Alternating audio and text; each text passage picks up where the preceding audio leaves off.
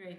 So thanks, Sarah, for your kind introduction, and also thank you to the organizing team for letting me present the research that we've been working on together with Lars on global food prices, local weather, and migration in Sub-Saharan Africa.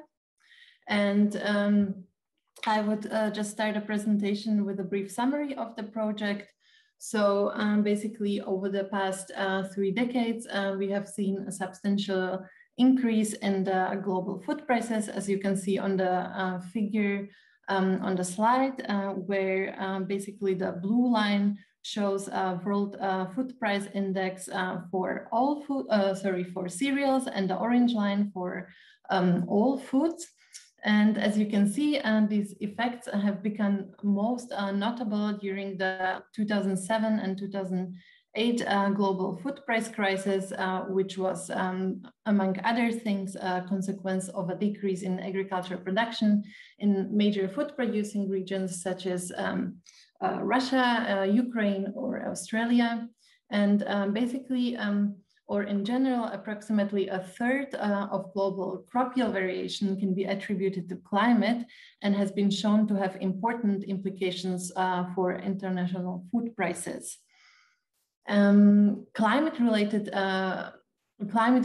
events have been shown to affect human migration in the developing countries, especially through their income effects. And this basically findings are summarized or shown in the whole climate migration literature, which primarily focuses on implications of geographically localized shocks where the biophysical impacts occur. However, because of the increasing interconnectivity of the economic and environmental systems, climatic shocks can reverberate through international markets and in this way affect prices locally. However, there is a very few, or there is just, these effects have been only studied to a very little extent in the literature. And this is where our paper steps in. So we basically provide two main contributions. Firstly, we provide a full picture of climatic impacts on human migration in Sub-Saharan Africa, whereby we focus on the labor migration, which is the predominant form of migration in this region. And time-wise, we focus on the decade covering the global food price crisis in 2007 and 2008. And when we say we provide a full picture, we mean by this that we look at the effect of global food prices, but also compare these effects with the local weather shocks that have been so far studied to a much larger extent in economics. The second major contribution that we provide is that we look at the heterogeneous effects of these global and local climatic impacts on migration along the household wealth distribution. And we also study whether our results could have been contested by conflict and violence as a potential driver of migration, and could somehow be in parallel or be a parallel sort of mechanism at play in addition to the wealth that we primarily look at. And for our paper or for our research, we develop a simple theoretical framework and derive a couple of research hypotheses that we can test empirically. So let me just show you briefly how we frame our paper. So we assume that households are immobile and the only decision that they make are related to sending one of their household members as a migrant, or basically as a labor migrant. And we assume that the utility flow of households has two main components. So firstly, it's income of the immobile part of the household, so income generated by the household members at home. And second, it's the income generated by the potentially mobile part, mobile household members. And basically, we distinguish between two types of households, agricultural and non-agricultural households. And we assume that income of these both types of household members both depend on prices and quantity of crops produced. Since migration is a costly phenomenon, households are obviously budget constrained, and we only observe migration if their initial idiosyncratic wealth, together with their income generated at home, is equal or larger than the migration costs, as indicated by the equation number 2, and we observe migration only if this budget constrained, only if they can afford the migration costs, but at the same time, if the utility at the destination is larger than the utility at home. And as I mentioned at the beginning, we are interested in the implications of price and quantity shocks to agricultural produce. And basically, we assume that the household income is a function of both prices and quantity, and the effect of prices is and depends on the type of household, meaning that the implications differ by agricultural and non-agricultural households. And for agricultural households, we assume that the effect of prices, or that the first derivative of prices or the quantity is strictly non-negative, meaning that if prices increase or if a quantity produced increase, it has a positive income on the households, unless the households are subsistence farmers, when the income equals 0, meaning that the households consume everything that they produce, and so their income remains unaffected. And for the non-agricultural households, we assume that the effect of prices is strictly non-positive, meaning that higher prices decrease income of these households, unless the local production and local consumption are completely uncorrelated. In this case, the incomes remain unaffected. And as for the quantities, since non-agricultural households are not involved in the agricultural production, they remain unaffected. And basically, this theoretical framework enables us to derive two main hypotheses. So the first one suggests that global food prices and local weather, that the effect of global food prices and local weather on migration depends on households' wealth. And the second hypothesis is that the effect and the direction of the effect depends on whether the households are agricultural or non-agricultural. So in other words, roughly net producers or net consumers. And we test these hypotheses empirically. And to do so, we basically draw on a couple of data sources and define a couple of variables that I would like to present you in the next section. So we draw on the household data by the World Bank's African Migration and Remittances Survey, which provides information on approximately 2,000 households in each of the 5 countries, in each of the following 5 countries: Kenya, Burkina Faso, Nigeria, and Senegal and Uganda. And the information was collected basically in the year 2009. However, it provides a retrospective information on the destination choices and timing of migration of migrant household members. And using this retrospective information, we generate a household panel covering the years 2000 till 2008. And we restrict our sample to households that were plausibly in existence in the year 2000, meaning that we drop all the households that were way too, where the household head was way too young in the years 2009 to exist already in the year 2000. And we generate, using this data, we generate our main dependent variable of interest, which is binary and takes on the value of 1 if household specific migration in a given year was larger than the year before, and 0 otherwise. And yeah, just briefly to a couple of patterns that you can notice for agricultural and non-agricultural households in terms of migration.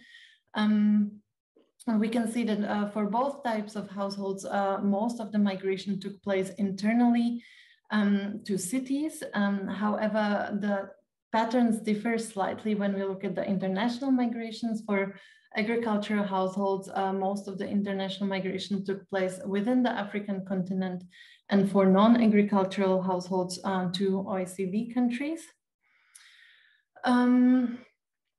Maybe a brief discussion about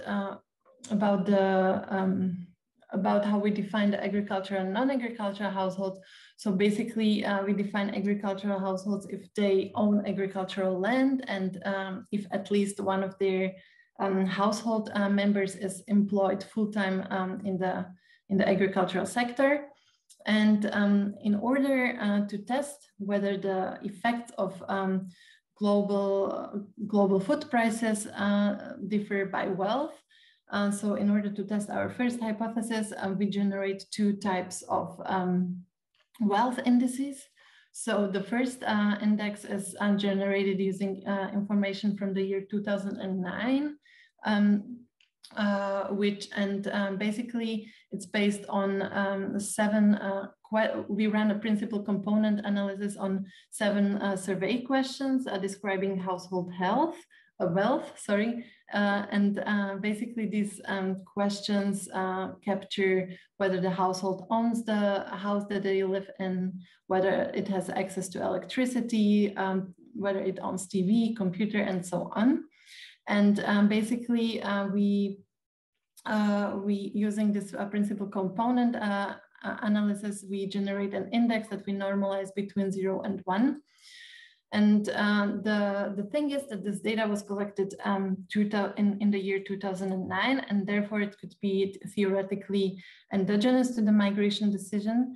And so we also generate an additional wealth index for the sensitivity analysis that is categorical and that is plausibly exogenous. So basically this wealth index is based on 2 questions from the household questionnaire, namely first is whether the household owns a bank account that was set up prior to migrant leaving the household.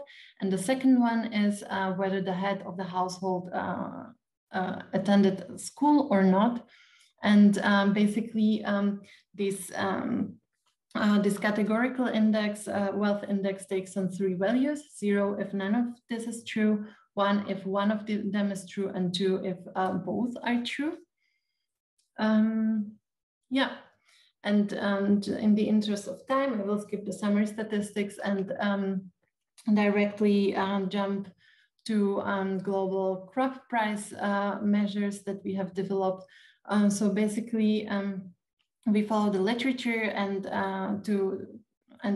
develop a producer price index to capture prices, the global food prices that are relevant, that are locally relevant.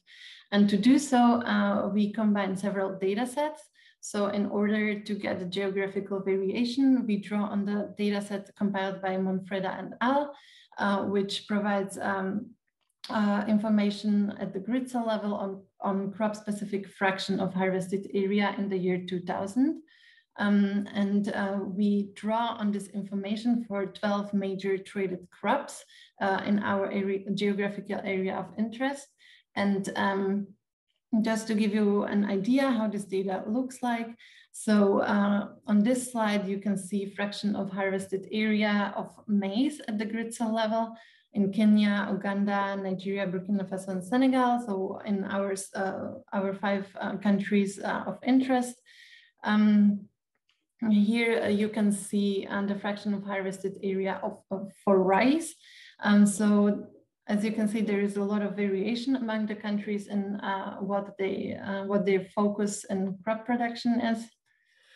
And we aggregated this grid cell level information to the district level. And in order to obtain temporal variation in the producer price index, we draw on information or on data from IMF and from the World Bank. And basically we combine these 2 data sets as described by the formula or by the equation on the slide. And in this way, we generate a producer price index with district yearly variation. And to better approximate a shock, we express the producer price index as a percentage change from the district-specific long-term mean that was constructed for the pre-sample period. As for the exogeneity assumption of the global food prices, we believe that this is, so to say, valid for several reasons that I'm going to name. So basically, between 1989 and 2013, the African continent accounted only for slightly less than 6% of global cereal production, meaning that that the effect of African countries on the global food prices was minimal.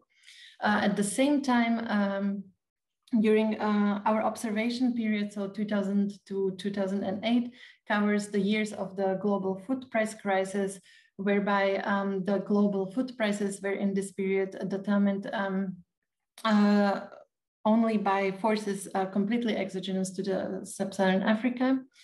At the same time, in our empirical strategy, as I will show later, we also draw on year fixed effects that help us to address the potential condition or the potential situation that the outmigration and the global food prices are co-determined by other factors, other global forces. And lastly, and reassuringly, when we include basically into our regression models, when we control for weather in models in which we control for local weather and in models in which we don't control the local weather, for local weather, the producer price coefficients remain roughly the same, meaning that the local weather is not strongly correlated with the producer prices.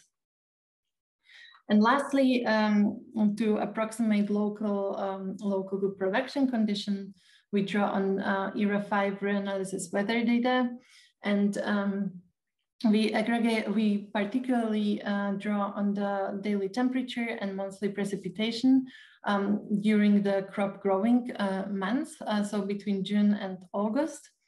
And we basically, we are mainly focused on the implications of temperature, because basically in our setup, so in our panel data analysis, and also in our region of focus, so in the countries of Sub-Saharan Africa, precipitation variables have been shown, have demonstrated less reliability and less importance compared to temperature. Nevertheless, we also control for them. we express our main variables of interest, so our the temperature variables in growing degree days, whereby 1 degree day captures total amount of degrees above a lower and below an upper bound on a given day, and growing degree days basically sums these degree days over their growing season. So in our case, between June and August. And to capture the nonlinear effects that temperature has been shown to have on agricultural production, we generate degree days between 10 and 30 degrees, which have been shown to have a yield enhancing effect. And then secondly, we generate degree days above 30 degrees, which have been shown to have a yield decreasing effect. Yeah, and now briefly to the empirical strategy.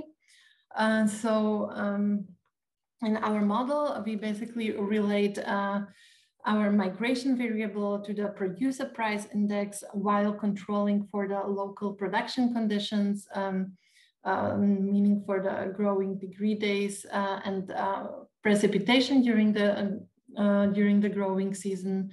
We employ household and year fixed effects and cluster our standard errors at the treatment level. And yeah, in robustness tests, we also basically apply a more demanding specification, meaning country by year fixed effect. Yeah, and we run, so basically our main model is a linear probability model, but we also run the regression as a logit model for robustness tests. And just to give you a heads up, the coefficients of the logit models and of the LPMs are not necessarily comparable, as they are expressed in different units. So if you question that, then there you go. Sorry. Mm-hmm. I have one clarification question regarding your outcome variable. So it's always between 0 and 1, and if it's for one household 1 in 2005, it's 1 for the entire period. Sorry, no. So basically, it's a panel, and yeah. the variable takes on a value of 1. So the variable is at the household level, and it takes on a value of 1 if the migration increased compared to the year before. So if the household has more migrants than in the year before, and 0 otherwise. So if the first child moves to Europe, and then it's 1, and then the second one moves after 5 years, for example, it stays 1 over the entire period. Or would it be like 1, 0, and then like 1 again? No. So if basically yeah, exactly. So basically it only captures the increase. So if the first child moves in the first year, and then in the first year the variable has 1, then the dependent variable takes on a value of 1, and then it takes a value of 1 again if the number of household migrants increases. So basically, between it's 0. Okay. Exactly. Yes. Okay. Thanks. May I follow up on that? Just to sure. Make sure what happens if the entire household migrates. Then do you observe it or not? And how can you be sure that there is no unbalance on that measure that you cannot see? Yeah, this is basically one of the drawbacks of the study, because the data was collected in a cross section. We basically don't know whether there is any attrition or not. I might add just also, maybe if somebody return, you have not a net increase of the migration if it's not returning, he is not returning on the same household. Could you please repeat the question again? You want to have an increase, but it will not be a net increase if the migrants from the first period return back to the origin country in another household. So you do not have the return migration. Yeah, that's true. That is indeed the case. So we don't account for this. Sorry, Barbara, just to interrupt. Or maybe we do. Yeah, we actually do have information on return migrants. Yeah, okay. So we have the backward reported information if people left the household and then re-entered the household. So we know that, but it's a very, very small share of the sample. It's about 1%.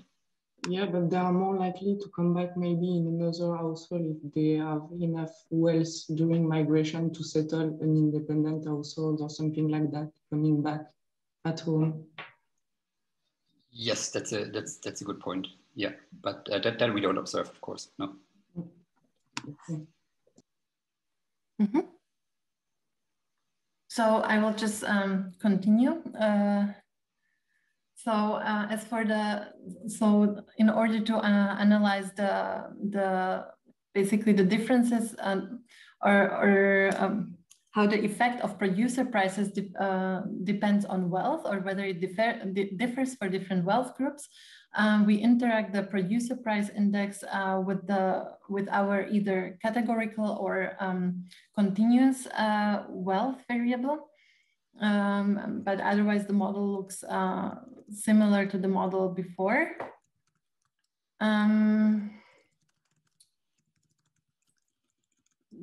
Yeah. Just a second. Yeah. And now let me present a couple of results or the evidence that we have found for our yeah. So here you can see basically the results from model 8 basically on the direct effect of producer prices on local weather on outmigration of agricultural households. Our preferred model is model number 5, so the linear probability model with yearly and household-specific fixed effects. And basically we find that if producer price index increases by 1 percentage points compared to the long-run average, the probability that the household sends out a migrant increases by 0.06 percentage points. And basically, in all of our other model specification, we find this positive association between producer price index and outmigration.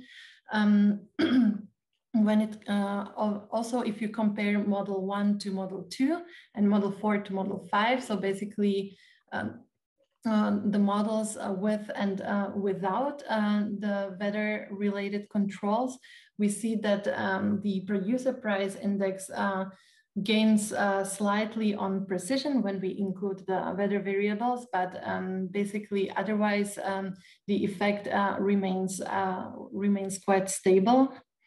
As for the local weather, we find that the yield enhancing temperatures, so basically the growing degree days between 10 to 30 degrees, are positively associated with outmigration, but becomes significant only in model 5. And the yield decreasing temperatures are negatively associated with outmigration and are only significant in models 5 and 6. And I think I will provide more interpretation when we look at the wealth effect. As for the sorry, just so to understand the magnitude, in relative terms, in percentage terms, how big are these percentage point changes?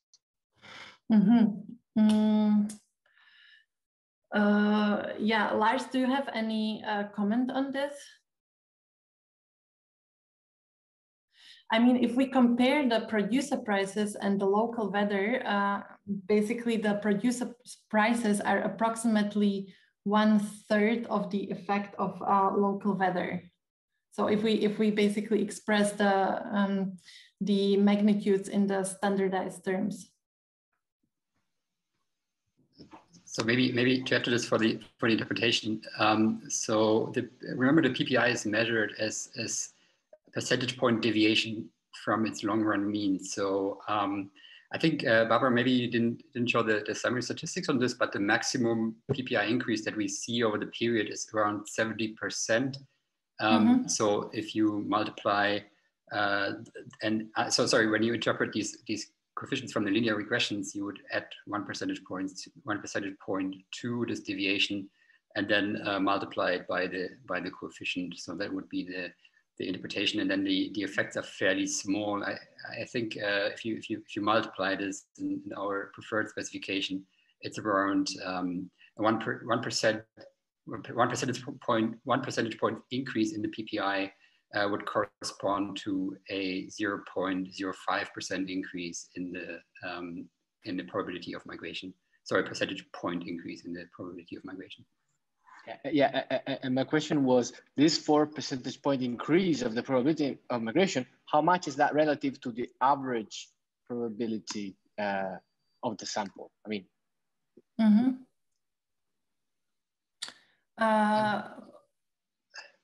best if you show the summary statistics again. Exactly, for the migration rate.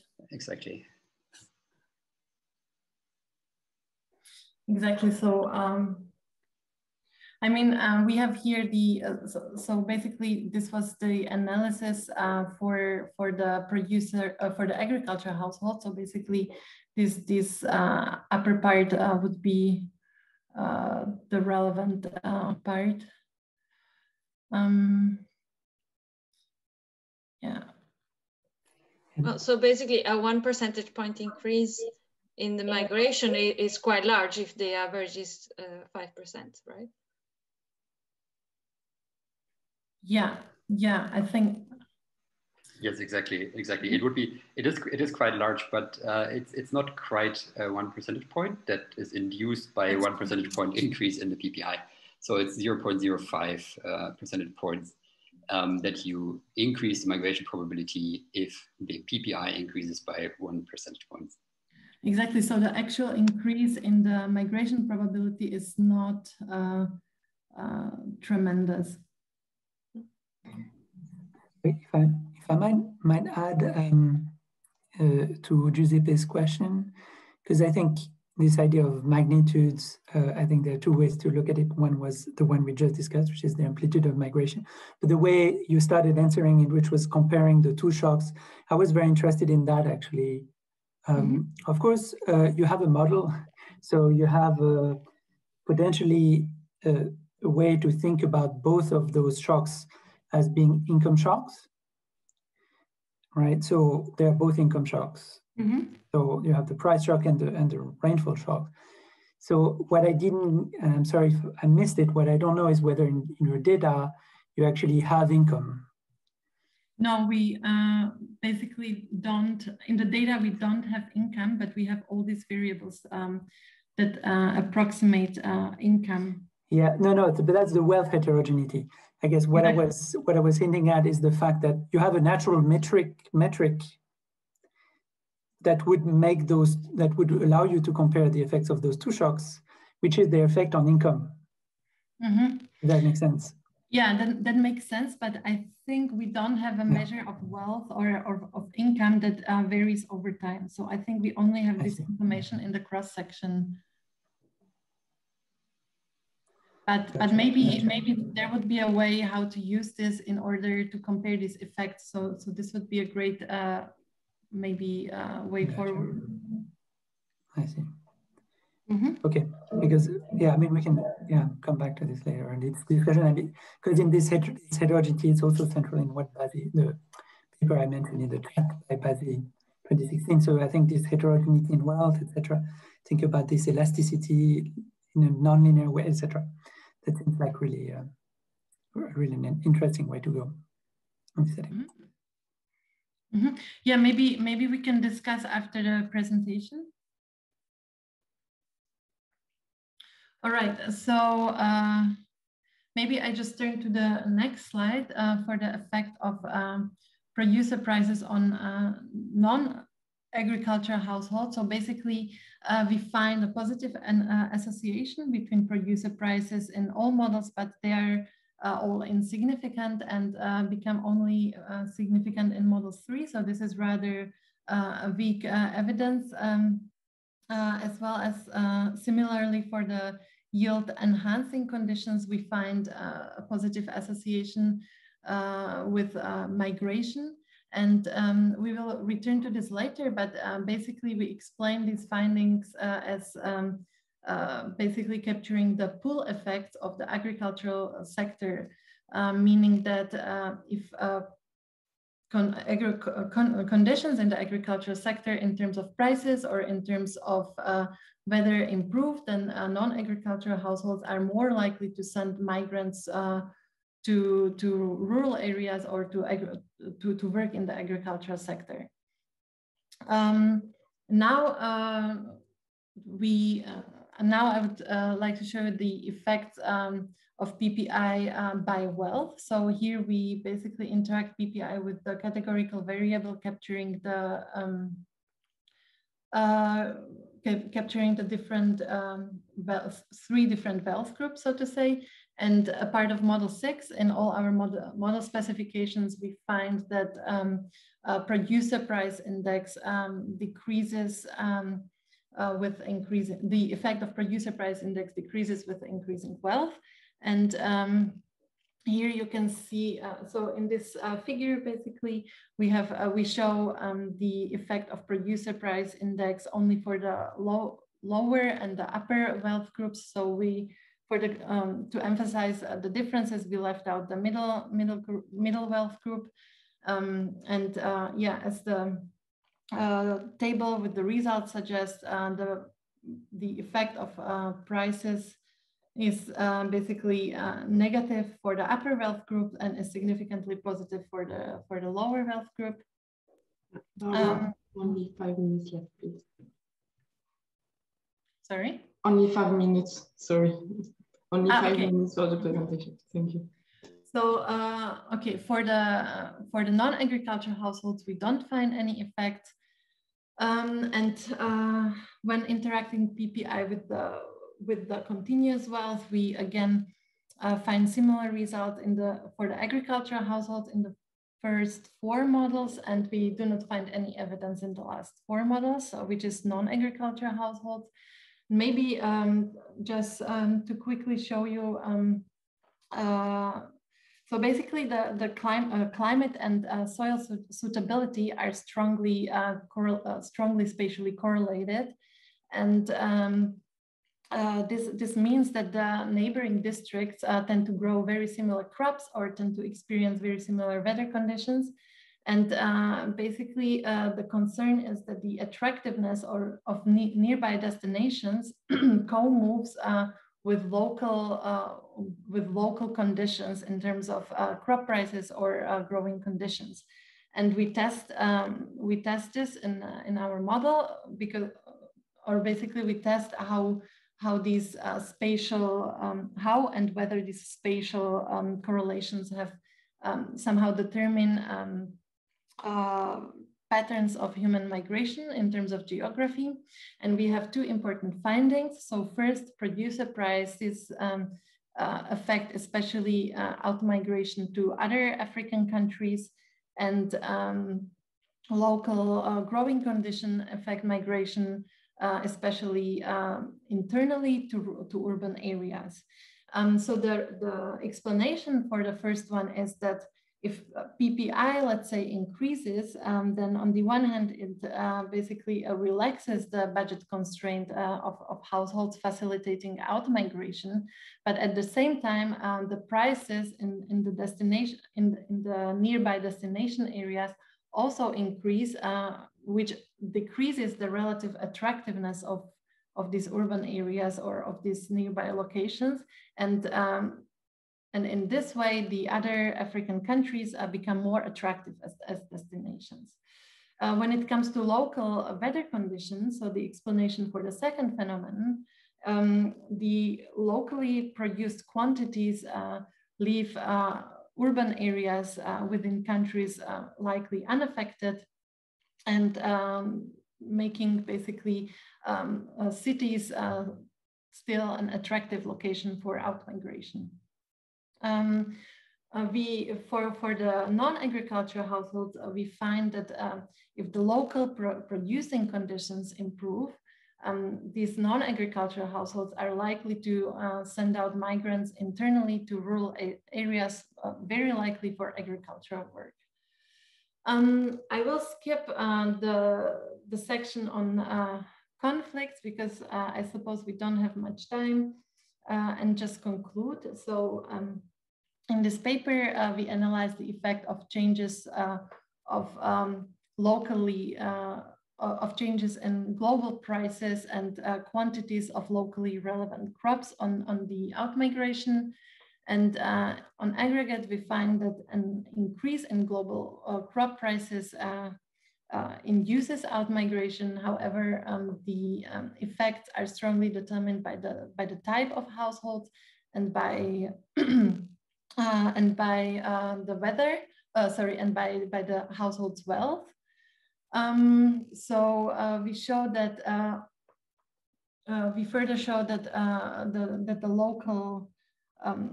the local conditions mainly affect internal migration to urban areas. However, the global food prices of locally produced crops affect migration to other to other African countries. And lastly, what I didn't show you, but I can show you upon request, we show that prices also, that food prices also affect conflict, but they do not seem to be associated with the type of migration that we look at, which is labor migration. Yeah. Thank you for your attention.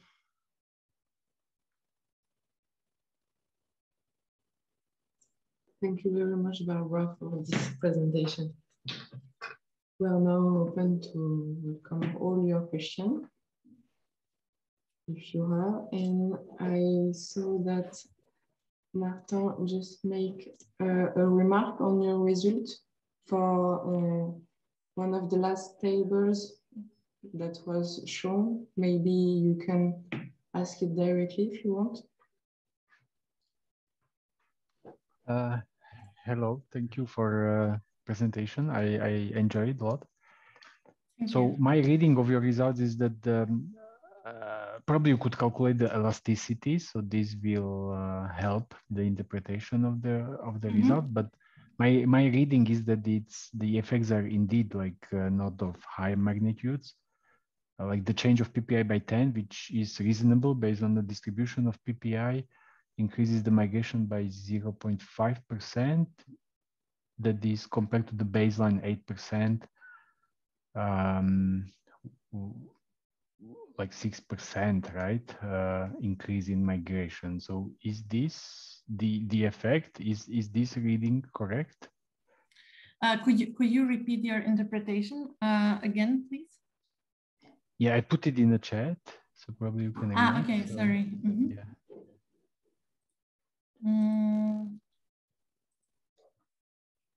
I need to figure out where I can see the chat. Oh, yeah, got it. Yeah, yes.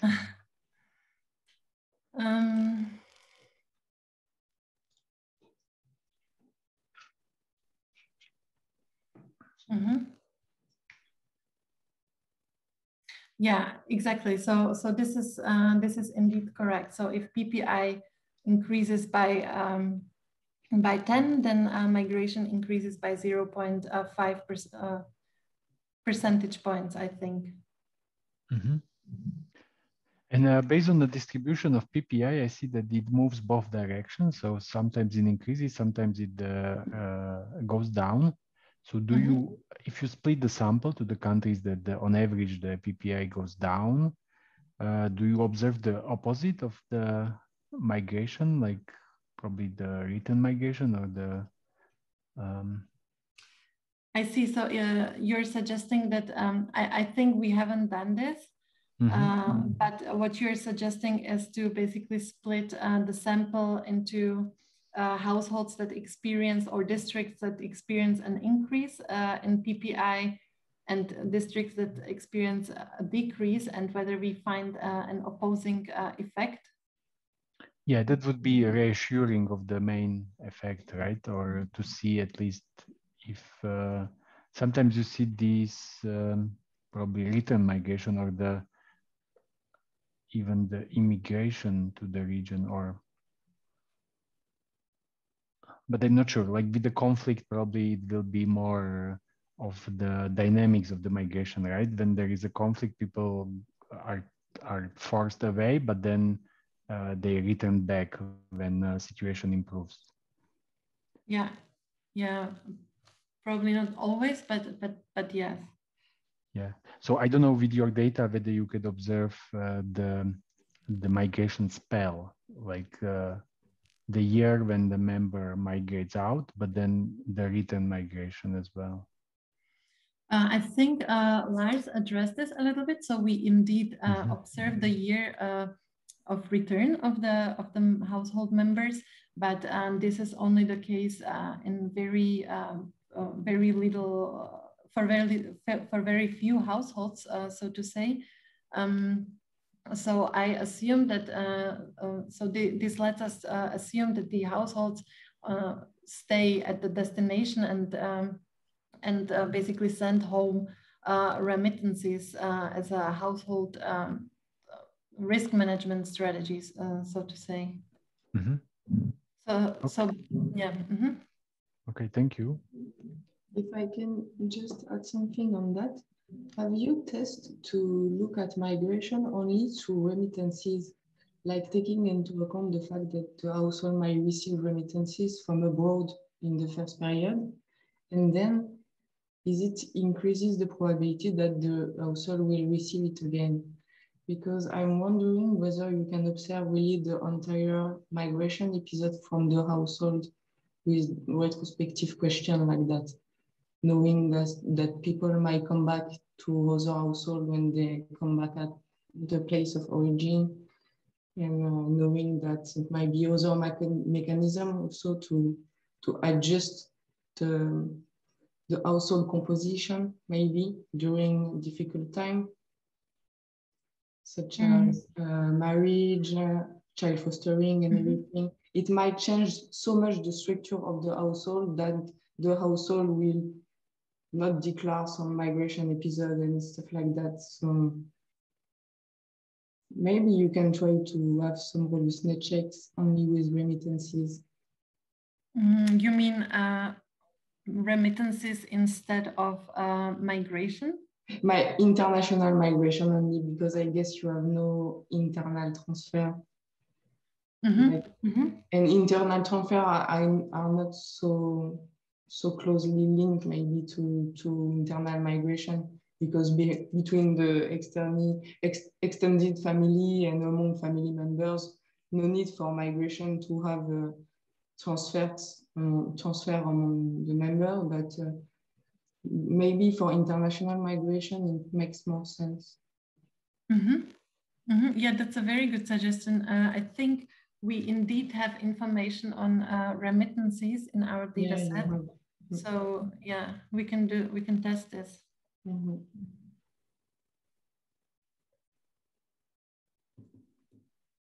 Yes, you have made, but I'm not sure to what extent you have it for a retrospective period of time. Yeah. True. Yeah, I think we have to, because if it's like collected in a cross section, yeah, I wonder. We will definitely dig into it and see what's possible, but makes actually sense. Yeah. Yeah, it's during the last 12 months I'm seeing for Senegal. So, but maybe just 90 to simple. Thank you.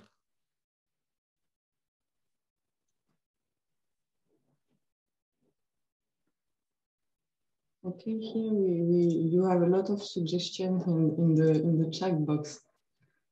It will be really rich for you. So Andre is adding a lot of material. If he wants to take the micro on, tell us more. Excuse me? I say just Andre is putting a lot of material into the chat box. Sorry for spamming. Yeah, so I just put a literature, an article that I think would be very relevant to read as well. In that context, maybe also my feeling is that you're relating a lot to the relatively large literature as well of wealth on migration, right? In tons of different settings. And yeah, I mean, you don't have much time here but it would relate, it would be good to relate precisely, or to nail down your contribution precisely, right? I think that wasn't completely clear. Mm-hmm. Yeah. Yeah, so I think our main point, thanks, Andre. So our main point was to sort of, because there are all these papers on the on how climate change or local climate affect migration, and our idea was basically to compare those local effects to the effects that get, so to say, transmitted through world food prices, and to set them into relation. But yeah, I think we need to somehow sharpen the research question maybe, or make the contribution clearer. Sorry, because I had a similar feeling also when you ended the introduction. I wrote it in the chat because I didn't want to disturb, but it is true that ending the literature review by saying, oh, not a lot of people have looked at prices, struck me as being not quite true, especially related to Sam Badzi's paper on prices, wealth heterogeneity, and migration in Indonesia. So that's a lot of dimensions along which, like, that paper is super relevant for what you're doing. And so it seems to me that of course, it's very important not to basically. It's always often a bit dangerous to say, oh, we are the first to do or we're like, there's not a lot of literature, because then you might come across people who know that literature very well and cite 10 papers. So it's a bit of that's more like a presentation thing. But I think on the actual content, I was, I mean, Badzi's paper is really a paper that's very prominent in that literature. So when we really want to know how your results compare to his, like a lot of, it's not only about, I think Lars answered something like, oh yeah, maybe that would narrow down of contribution. I don't think it's about narrowing down your contribution. Like, you're looking at a different continent, like it's great, like you have a contribution. It's more like comparing those results, thinking about them, how they compare. He works a lot with the land distribution, for example, like land owning, and I don't know if you have that. So, a lot of differences and a lot of potentially interesting things that you could have in your paper as well, or not. That's very useful. Thank you. Yeah, I think this we will try to definitely incorporate this. It would make your paper stronger. That's what I mean. It would in no way make it weaker, I think, to engage more closely. To engage more closely with other papers like that one, I think would really help. Yeah, no, that makes totally sense. Yeah. And I don't have any proper suggestion. If you don't have income data, or if you, that was my intuition, is that if you could compare both of those shocks as income shocks, then you'd have a natural metric to compare them. But that's not really what, you don't have that in the data you have, so I don't have any better suggestion. I mean, you could compute it from other data, but which data are you using? Sorry, I missed that slide, but was it? The African Migration Remittances Survey. Yeah, so that would be like pulling in LSMS or something, but it would be a lot more work and things would not be comparable. So yeah, so maybe I don't have any good suggestion there, but worth thinking about. Yeah, thank you. Thank you very much, Barbara. We are running out of time. Maybe I can conclude the session, and then for anybody that still wants to stay on and continue the discussion, especially the panelists, feel free. And I think Barbara still has a few minutes available. Can you just stop sharing your screen? So I'll. Of course, yes, here. Great. Just share my conclusion. So thank you very much, everybody, for joining this presentation. Just as a reminder that next week we'll have Tidjane Ba from the University of Navarra, who's going to present this paper on the impact of COVID-19 on migration through Europe and then other African countries for the case of the Gambia. As you know, the schedule is available and you can see all of our future presentation on our website. We still have a couple of slots available this season, so feel free to send us your papers, and once we're going to be filled, we're going to start scheduling papers also for next semester. And as you've seen today, participants can also register in advance as panelists so that they can interact more directly. So the only thing we ask is that you can register in advance before Friday and that you read the paper before coming to the presentation. Thank you very much for joining, and please feel free to stay on if you have additional questions for Barbara.